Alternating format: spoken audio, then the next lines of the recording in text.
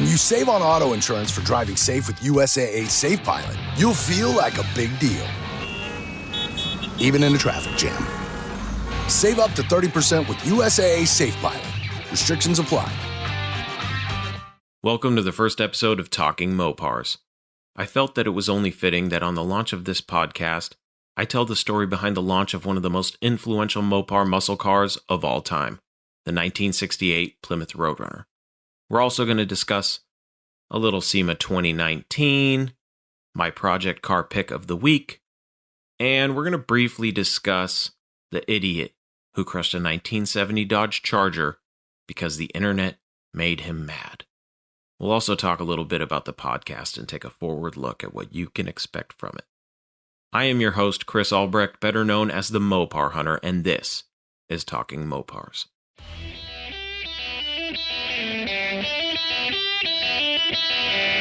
You're listening to Talking Mopars with the Mopar Hunter, your direct connection to all things Mopar.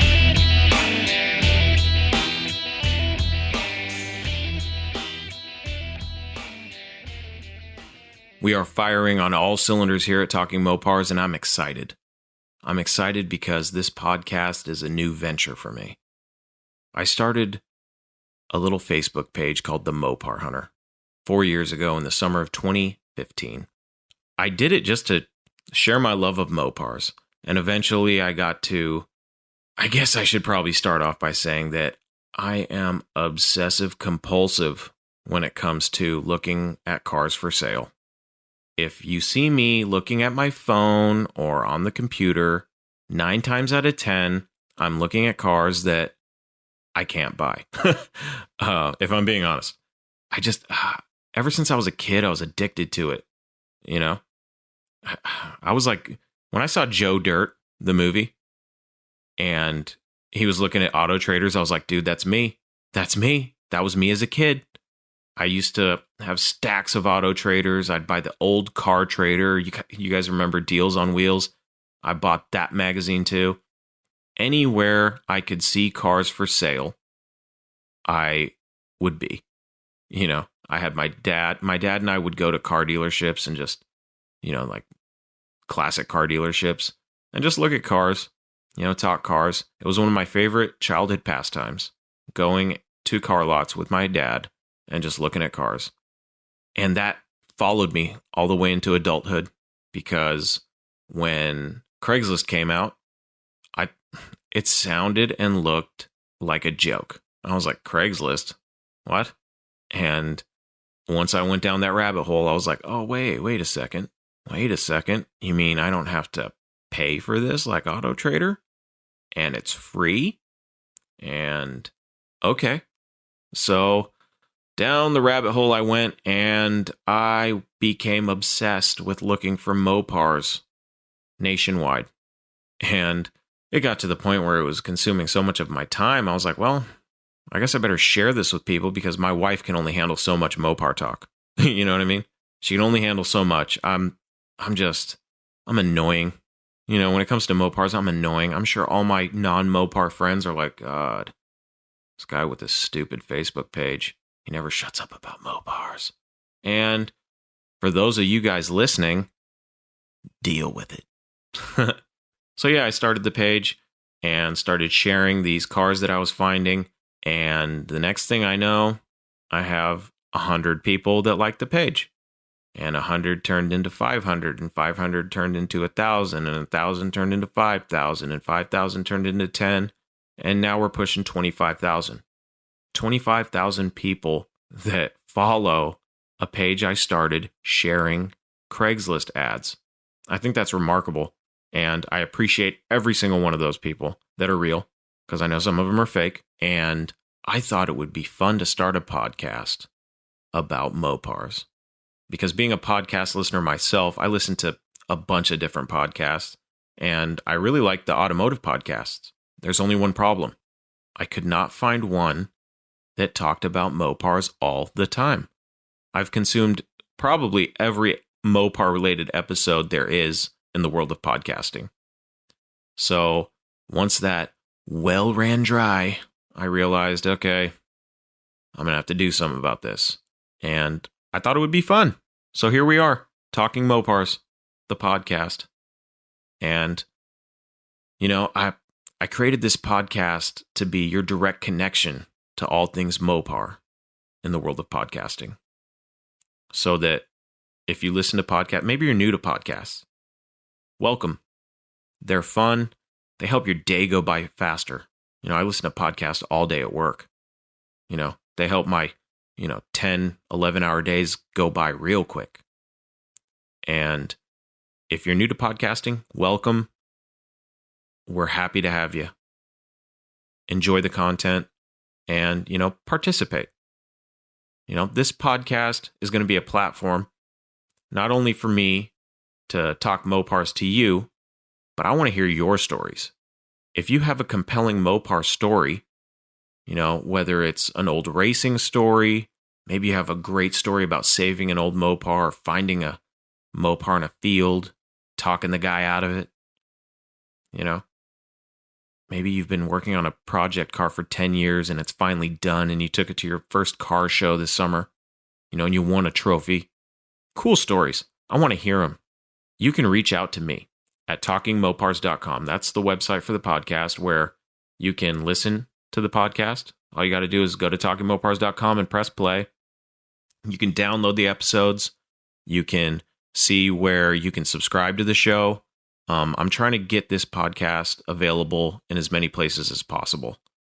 So if you don't see it, let me know where you're trying to find the podcast and that you couldn't find it, and I'll try to get it posted there as well. But you can reach me at my email, which is chris@talkingmopars.com, and tell me your story. And if your story is compelling enough, I want to interview you on this show. Because if you guys are like me, I love to hear Mopar stories. I can't get enough. So I guess that leads me into one thing that I'm really excited about as far as this show goes, and that is direct connections. Direct connections are going to be conversations with people who I feel are the movers and shakers in the Mopar community. Now, this could be restoration technicians, Mopar-related business owners, influencers, and the list goes on. And it includes you. Like I said earlier, if you got a cool Mopar story, I want to hear it.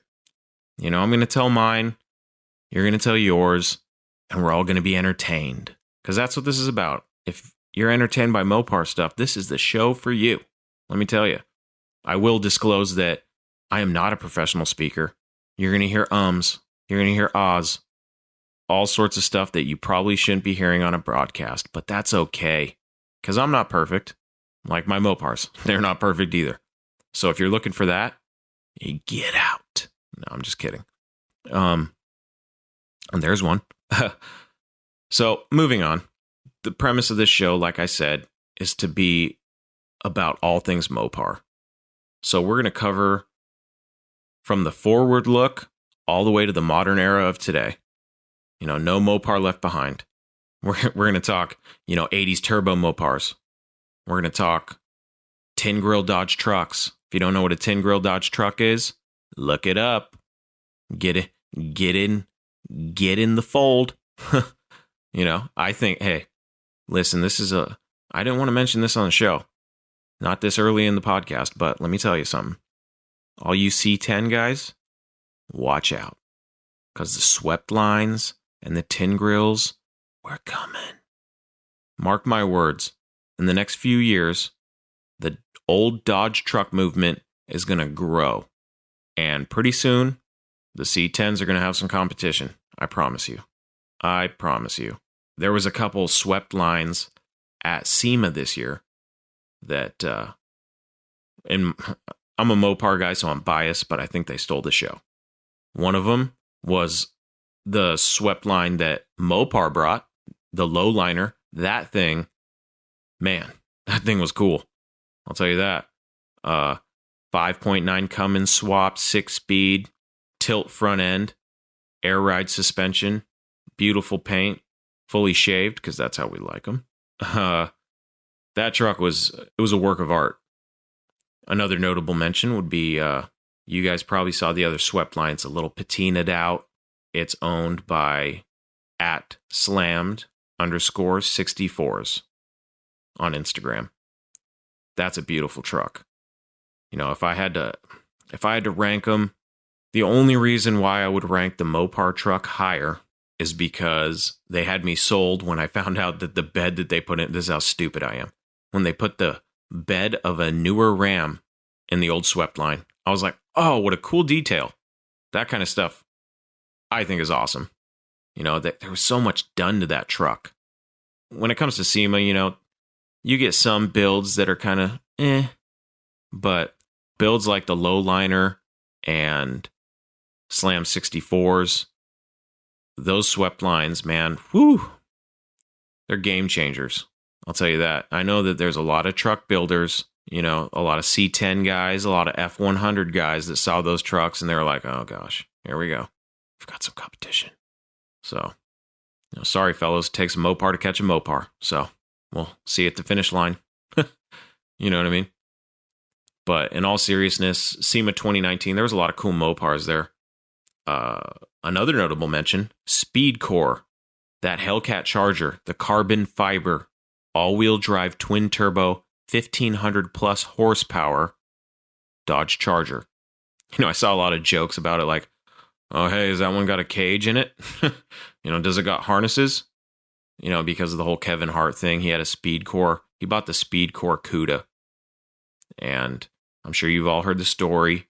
He got in the wreck. Supposedly he wasn't driving. And that whole story. Oh my gosh. I could do a whole podcast on that idiot story. I don't call Kevin Hart an idiot. But let's be honest. He did something pretty stupid. And now they're pointing fingers. And anytime lawsuits are talked about when it comes to custom cars, like, it didn't have the safety specs that a normal car would. Well, hey, no kidding. You know what I mean? But moving on. Another notable car at SEMA 2019 was the Rampage that Arrington Performance brought. Oh my God. Talk about thinking outside the box. You know what I mean? Who would have thought in 2019 someone would bring a Dodge Rampage? And some of you Mopar guys are going, what's a Dodge Rampage? It's okay. It's okay. We're all about learning here. A Dodge Rampage is basically like the El Camino of old Mopar trucks. I don't even know if you get their car trucks. You know what I mean? But they were not powered by V8s. They were powered by 4 cylinders. And they were front wheel drive. So that's interesting. But Arrington brought their car, their Rampage, to SEMA. And this car was called the Outrage. And it was powered by a 650 horsepower 392 Hemi. Mid-engine. This thing is insane. Sitting on 18-inch wheels. It was insane. And I applaud those gentlemen for a fantastic build. And like I said, for just building outside the box. It's refreshing to see vehicles that you wouldn't expect at an event like SEMA. It just shows that there's still, a lot of people are like, oh, all this is out. This is all played out, because you start seeing the same things over and over again. But then you get something like the Outrage that Arrington brought. And man, it gets a lot of people talking, I'll tell you that. And I applaud them. So moving on from SEMA, I guess I should just reiterate, my favorite vehicle at SEMA 2019 was the Lowliner. So to all the guys at Mopar, congratulations. That was a stunning truck. And, thank you. A lot of people were disappointed in the reveal of the car under the cover, which ended up being a Dodge Challenger drag pack. So the new drag pack offering for drag racers. And here are my thoughts on it. Okay. A lot of people were complaining that, oh, just another Challenger. Oh, not available for the street. Can't drive it. just another car I can't afford. I get it. You wanted to see something for the street. But listen, what has Dodge and SRT and Mopar brought us in the past few years? We've had the Hellcat. We've had the Hellcat Red Eye. We've had the Demon. We've had the Trackhawk. We've had the Hellefant crate engine. They've brought us a lot of cool stuff. And while I understand the frustration, me personally, I want to see a CUDA. Bring back the CUDA. I don't know how. I have a couple ideas. Mopar, get at me. Bring back the CUDA or something cool. That's what I'd like to see. But was I disappointed that it was the drag pack? Not really. I had hoped for a CUDA. That's what I was hoping for. If I'm being honest, that's what I was hoping for. I was hoping that somehow there was a CUDA underneath that thing, even though it looked like a Challenger. You know what I mean? But, I wasn't disappointed. I thought it was cool. The drag pack's cool. I saw some stuff about people knocking the graphics and stuff on it. Man, give me a break. So it is what it is. Love it or hate it. Cool. Mopar, no car. Those are my thoughts on SEMA 2019. Moving on. I really want to talk about this car that I saw on Craigslist that I posted on Saturday. It's a 1971 Dodge Demon for $11,900. It's a 4-speed car. It's got a 360 small block in it. I'm looking at the ad right now. The car looks pretty solid. It's on some slotted mags. Pretty cool. It's got the adjustable spring hangers in the back, so you can jack it up sky high.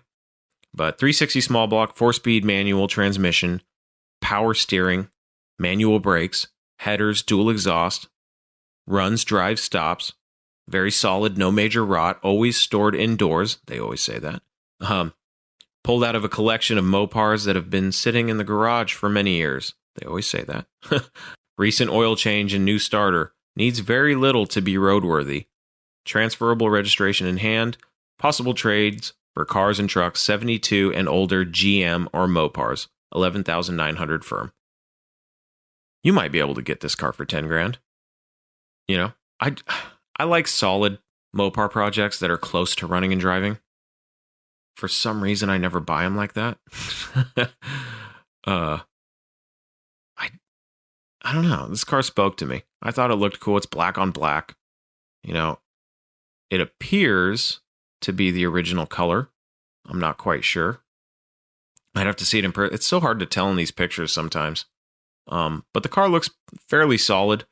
And for an entry-level price of $11,900, just under $12,000, a little bit to get it on the road, I think it's a good buy.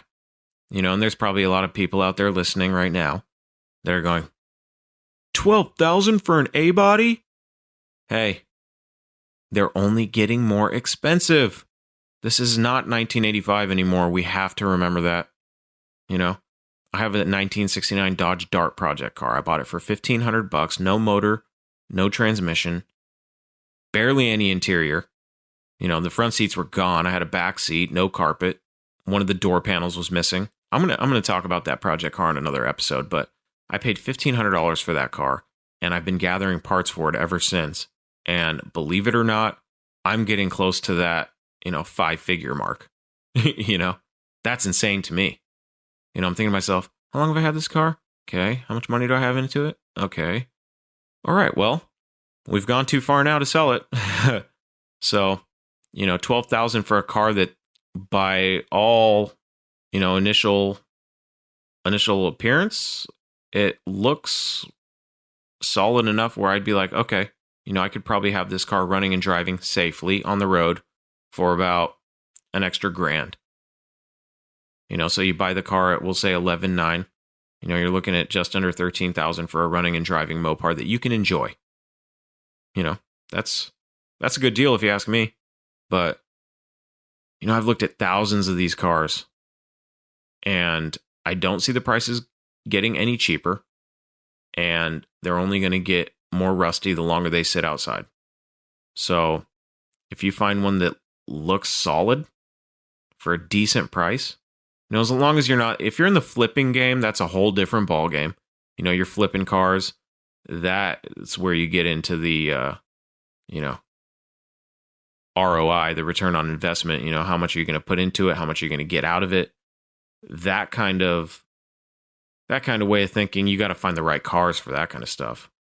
I'm looking at these cars more as, not all of them, of course, but like cars like this, I look at like, okay, this would be a fun little cruiser, something maybe to take to the track and have a little fun with. Nothing that I would expect to ever win a show or anything like that, but something to just have some fun with. Why can't we just have fun? Why does everything have to be a show car? So that's my project car pick of the week. Tell me what you think. You're probably gonna bash it, but that's okay. That's what this game. Everybody's got an opinion. None of us are gonna agree on everything, and that's cool too. So that's my project car pick of the week. Moving on, I only want to touch on this subject briefly before we get into the story of the Road Runner. I want to briefly discuss the idiot who crushed a 1970 Dodge Charger because the internet made him mad. Okay? This guy, who will not be named. I don't want to give this moron any more publicity than he's already got. Super aggressive guy. I watched the video. I only had to watch it once. And I realized, oh, this guy's a D-bag. He's a douche. And guys like him that end up with these cars do douchey things. So apparently, from what I gather, I didn't do too much research on the story because it wasn't worth my time. This guy was mad because he posted this car for sale and he was getting lowball offers and, the typical stuff you would get if you posted a car that was a rot box for an exuberant amount of money, or what some people would deem an exuberant amount of money. So you get backlash for that kind of stuff. The internet is unforgiving, just like I'm about to be unforgiving to that tool. Okay? So he thought it would be cute because he was fed up with everybody getting a hold of him and either not being serious or lowballing him. You put your information on the internet, it's going to happen, dude. Expect it. So he was upset. He was upset. The internet hurt him. So he thought it would be fun to take the car to the wrecker instead of selling it to somebody who could have used it as a parts car or could have found a use for it, I'd imagine. Maybe someone really wants a 70 Dodge Charger and it was in their price range. And you know what? They're going to buy it and they're going to put all the money they have into it. And it's not going to be worth even close to what they have into it. But that's okay because they're in it for the experience, not the money. Now, from what I gather, this guy bought the car to flip it. That's from what I understand. Now, I could be wrong. But he bought the car to flip it. And when he realized he wasn't going to get the money out of it, he thought, you know what? I'm going to teach him. I'm going to teach him a lesson. I'm going to teach them all a lesson. Pay attention. Pay attention. And he crushed the car. And here's the fun part. He didn't even have the balls to do it himself. He was behind the camera. Hey, not cool, dude. Not cool. In fact, when I watched the video, I was just like, oh, this guy. The first thing I thought of was, why does this moron even have this car in the first place? Hey, don't deal with Mopars if you're a douchebag. I'm trying to weed some of those guys out. I have a no tolerance policy for douchebags. And you know what? I don't have a problem saying that to your face. You know what I mean? If that guy, let me put it to you this way. If that guy did that and I was there, first of all, I would have said, hey, how much do you want for the car? This is a piece of American car culture history. And you're going to crush it because the internet hurts your feelings? How much is it going to take to get the car off your hands, dude? You know what I mean? But he probably would have been a douche and crushed it anyway. And, it's his car. He can do what he wants. I just think it was a douchey move. I don't think he got anything for the car. What, scrap metal price? What scrap metal 10 cents a ton? You know what I mean? I don't really know, but I think that car could have served a better purpose than a Facebook video. You know, some views. I just thought it was a really low move. You know, there's probably a kid out there whose dream car is a 1970 Dodge Charger. You know, he's not a rich guy. You know, or maybe she. Maybe it's a girl that's into cars, and her dream car is a 1970 Dodge Charger. And now there's one less because this tool had to crush it to prove a point. Shut up. In the video, he's like, "This is what happens. This is what happens." Every time that guy opened his mouth, I imagined myself taking a warm hand to his stupid face and slapping him. You know, God, I that's the only, every time he opened his mouth, I was like, oh, I'm going to have to mute this because I can't stand this guy's voice. Yeah. You know, maybe the guy's a nice guy. I don't know, but he really did a douchey thing. And for that, I'm going to call him an idiot. So, like I said, it's sad because maybe there's a kid out there or a youngster, you know, that's into Mopars that maybe just wants to learn on something other than a car that, you know, they don't want to learn on a $20,000 driver quality car because if they mess it up, then, you know, they messed up a nice car. You know, maybe they want to learn body work and, you know, the restoration process with a car that's really, really in bad shape. Because, hey, if they mess it up, it was already a piece of crap. You know what I mean? So, I don't know. I just thought it was a really bad move. I thought that car could have served a better purpose. But, you know, like I said, it's his car, and he's a douche. Moving on. Let's talk about the Road Runner. In the spring of 1967, a product planning manager at Chrysler Plymouth named Jack Smith was given a task. He had a few months to create a car that was built for a specific purpose, to offer high performance at a low price, and he only had a few months to do it. This man would go on to be known and remembered in the Mopar world as the father of the Road Runner. This man was Jack Smith. So first and foremost, Jack Smith, thank you. Thank you for what you've done for the Mopar community. The Road Runner is an amazing car. And without you and your team, it would have never happened. So thank you.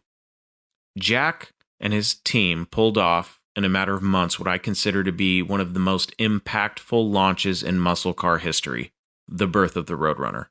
How about that? One of the most recognized muscle cars of all time was named after a cartoon bird. A cartoon bird.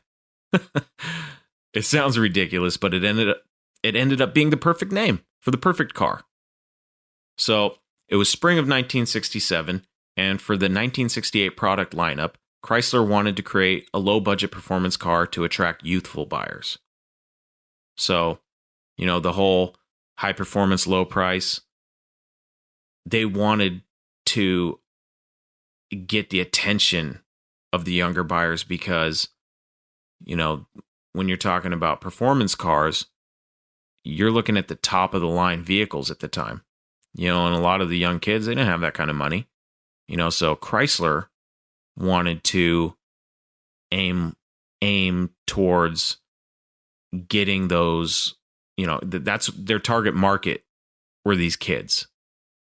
And at the time, you know, the muscle car craze was really picking up steam. So this car, they had a couple of parameters. It had to have over 300 horsepower. It had to run the quarter mile in 15 seconds. And it had to be sold for less than $3,000, you know, at a base price. They had less than 6 months to get this car good to go for the production line. That's crazy. That's nuts. I mean, I've never been involved on the back end of those kind of things, so I have no idea what goes into it, but I could only imagine the pressure involved. The car was going to be based off the newly restyled mid-sized B-body platforms, so your Belvederes and your Satellites. The 68 cars had already been released for production, so the Road Runner was a late addition to that lineup. And these guys had a lot of work to do in a very short amount of time with a very limited budget. And it's funny because when Chrysler hired their ad agency, Young and Rubicam, they had compiled a list of potential names for this vehicle. And at the top of their list,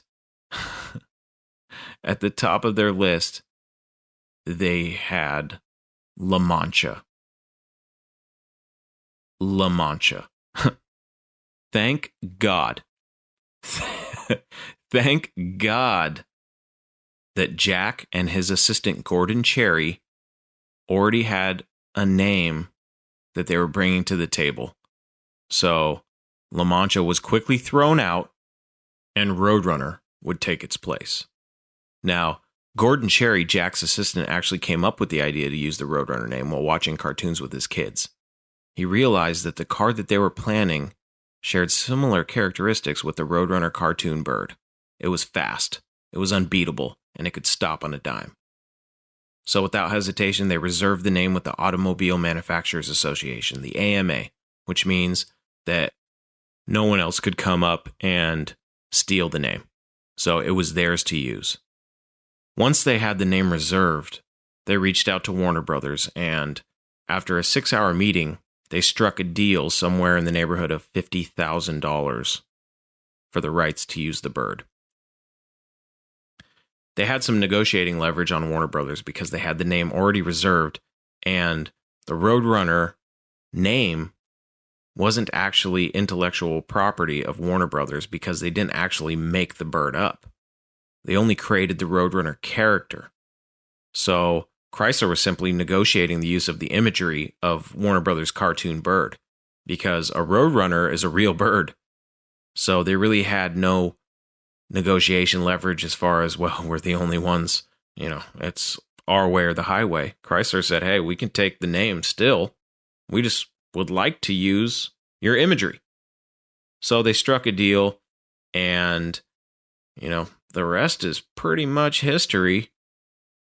Could you imagine if that car was named La Mancha? Oh, God, thank you. Thank you that it's not. Sometimes you hear about these car manufacturers and the names that they almost named cars, and you're like, wow, you dodged a bullet there. This was one of those cases. Road Runner is 1 billion times better than La Mancha. La Mancha sounds like the name of a Mexican restaurant or something. But not everyone at Chrysler was hip on the whole Road Runner idea.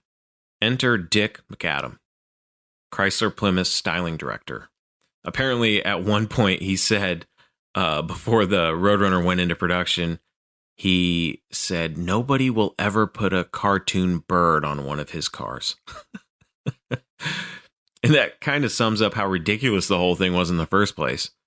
A good concept, I'll give it that. But if I was a suit at one of these large corporations, like if I'm an automobile manufacturer, and one of my program directors came to me and said, hey, we want to create a car based on a cartoon bird, I probably would have fired him. But that's why I'm not in that kind of position. So props to Jack for pushing this forward.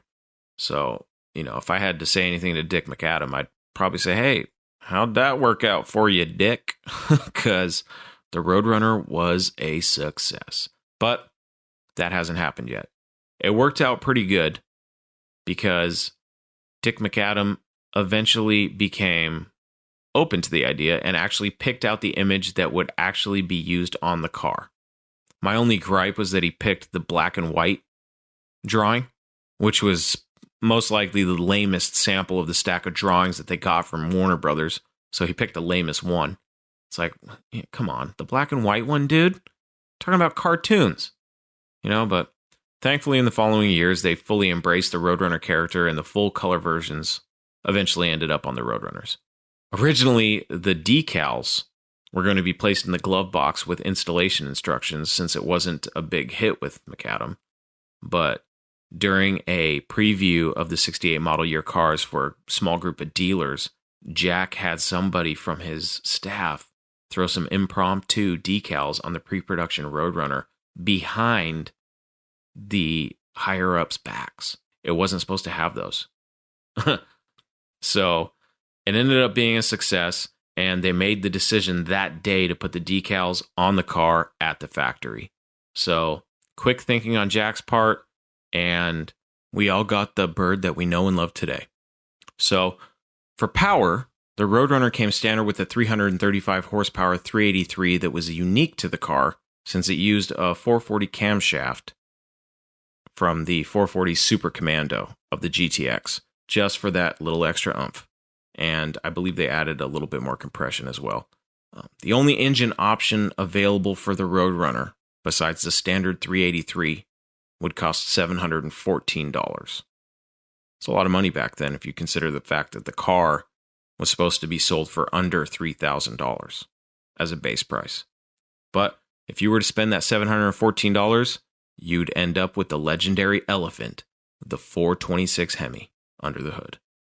Standard transmission would be a 4 on the floor. And the Torque Flight Automatic 727, that was an option. So the car was essentially built with parts that Chrysler already had at their disposal, with one exception. The infamous horn. The car had to sound the part. I mean, you can't call a car a Road Runner if it doesn't say meep meep. You can't do that. You don't do that. It's got to go meep meep, you know? Meep meep. I haven't perfected that impression, so I apologize for that. So they had to contact their horn suppliers and see who could replicate the sound of the bird, and only one of them was able to do so. And when it was all said and done, it only cost them 40 cents per horn over the factory horn cost. So that was a pretty good deal. They did have one more additional cost, and it was less than $250 for retooling a new bracket so the horn would actually mount correctly into the new body style. So I'd say it was money well spent on one of the most iconic horns in automotive history. And the Road Runner ended up being a smash hit, even transcending its intended target market. It wasn't just youngsters buying these cars. It was everybody. In its first year, around 45,000 Road Runners were sold, and maybe, if they had been able to increase production, far more of these cars would have made their way onto the streets. And, consequently, far more would be available for people like us to find them, save them, and get them back on the road. But that's pretty much the story of the Road Runner. You know, Dodge, it's funny because they were kicking around the idea of a budget performance car, and they're like, nah, we're going to go ahead and leave that to you guys and watch you fail, you know, because they didn't think that it would be as big of a success as it was. And when they saw what happened with the Road Runner, they said, oh, well, maybe we should do it too. And in mid-1968, the Super Bee was created, also a budget performance car based on the B-body platform. Needless to say, the 1968 Road Runner was a giant success. And to this day, it remains one of the most iconic cars in not only Mopar history, but automotive history. I hope you enjoyed today's show, and I hope you'll join me on the next one. I'm your host, Chris Albrecht, better known as the Mopar Hunter, and that was Talking Mopars.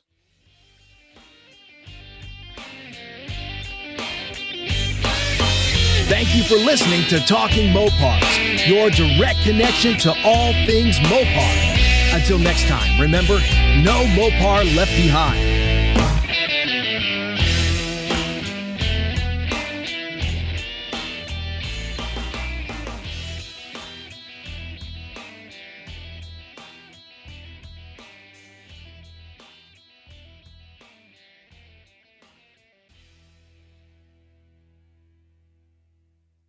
Takes a Mopar to catch a Mopar. Okay, let's roll, dudes! And I'm going 10, 30, 65 in a 45 zone. Yo, why's my gas tank on E? Oh, and hello, officer. Wait, what? I'm losing my license? I'll lose my job. And here come the court costs. Oh, man, that's the thing about pedal to the metal, dude. You speed, you lose. Slow down. Driving is no game. A message from Virginia DMV.